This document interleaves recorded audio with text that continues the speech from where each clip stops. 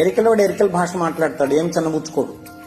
లంబాడి ఆయన లంబాడి భాష మాట్లాడతాడు, గుజరాతోడు గుజరాతీ మాట్లాడతాడు, పంజాబీ పంజాబీ మాట్లాడతాడు, తమిళోడు తమిళ్లో మాట్లాడతాడు. చిన్నబుచ్చుకోడు, వాడు హ్యాపీగా ఫీల్ అవుతాడు, ఇంకాస్త అయితే గర్వంగా కూడా ఫీల్ అవుతాడు.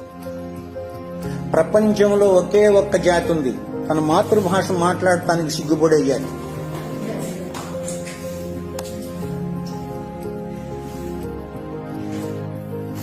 ఏం చేయలేం.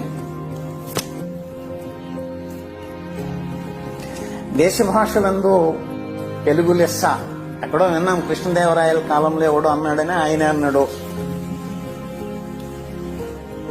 దేశ భాషలందు కాదప్ప, ప్రపంచ భాషలందు తెలుగు లెస్స. ఎందుకో తెలుసండి, అన్ని అక్షరాలు ఉన్నటువంటి భాష ప్రపంచంలో లేదు, అన్ని విడి శబ్దాలు ఉన్నటువంటి భాష ప్రపంచంలో లేదు, అంత సుందరమైన భాష కూడా ప్రపంచంలో లేదు. అది నీకు అప్పనంగా ఊరికే దొరికింది. పాపం మన వాళ్ళు ఊరికినే దొరికినాయి తీసుకోమని చాలా ధీమా కలిగిన వాళ్ళు కదా, దాన్ని వదిలేశారు. ఇద్దరు తెలుగు పంతులు ఇంగ్లీష్ లో మాట్లాడుకుంటారు, అది దయనీయమైన పరిస్థితి. ఈ రోజు నాకు మీరు ప్రతిజ్ఞ చేయగలరా, తెలుగుని ఇష్టపడతాను, తెలుగులో మాట్లాడటానికి సంతోషపడతాను, నేను మాట్లాడాను. దాని అర్థం ఇతర భాషలందు వ్యతిరేకతని కాదు, ముఖ్యంగా ప్రపంచ భాషగా ఉన్న ఇంగ్లీష్ యందు వ్యతిరేకత కూడా కాదు. ఏ భాష యందు నీకు వ్యతిరేకత ఉన్నా నీకు భాషను వాడుకోవడం చేత రాలేదని అర్థం. అన్ని భాషలు కూడా వాటి వాటి క్షేత్రాల్లో అవసరమైనవే. నువ్వు ఈరోజు ప్రపంచం నీ క్షేత్రం అయిపోయింది బ్రతకడానికి. ఆంగ్లం తప్ప రెండో దిక్కు లేదు నీకు.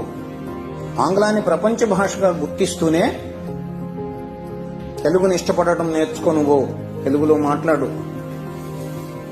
అలాంటి మహాప్రాణాలు ఉన్నటువంటి భాష, అంత స్వచ్ఛమైన శబ్దాన్ని ఇవ్వగలిగిన భాష తెలుగే. మిగతా ఎంత గందరగోళ భాషలే. కానీ మనకి ఇతర ప్రపంచంలో ఆ భాష ఉంటే తప్ప బ్రతకలేం కనుక అది కూడా నేర్చుకుంటాం. ఈ రోజు మొదలెట్టండి తెలుగులో మాట్లాడటానికి, మీరు మాట్లాడటానికి ప్రయత్నం చేస్తానండి. తెలుగు మాతృభాషగా మనకు దొరికినందుకు సంతోషించండి మీరు. ఓకే మిత్రులారా, పిహెచ్డీ చదివిన వాళ్ళు కూడా తెలుగులో ఉచ్చారణ దోషాలతోనే ఉన్నారు ఈ రోజున. ఉచ్చారణ శాస్త్రం పోయింది తెలుగులో నుంచి. కనుక మనకి ఆ ఉచ్చారణ శబ్దాలు ఉచ్చరింపజేసేవాళ్ళు తల్లి దగ్గర నుంచి కూడా ముఖంలో ముఖం పెట్టి అట్టనాలి అట్టనాలి నేర్పేవాళ్ళం. అన్ని ఏది అపశబ్దం లేకుండా పలికే. ఇప్పుడు పిహెచ్డీ ఆయన కూడా వస్తానంటాడు, చదువు అంటాడు.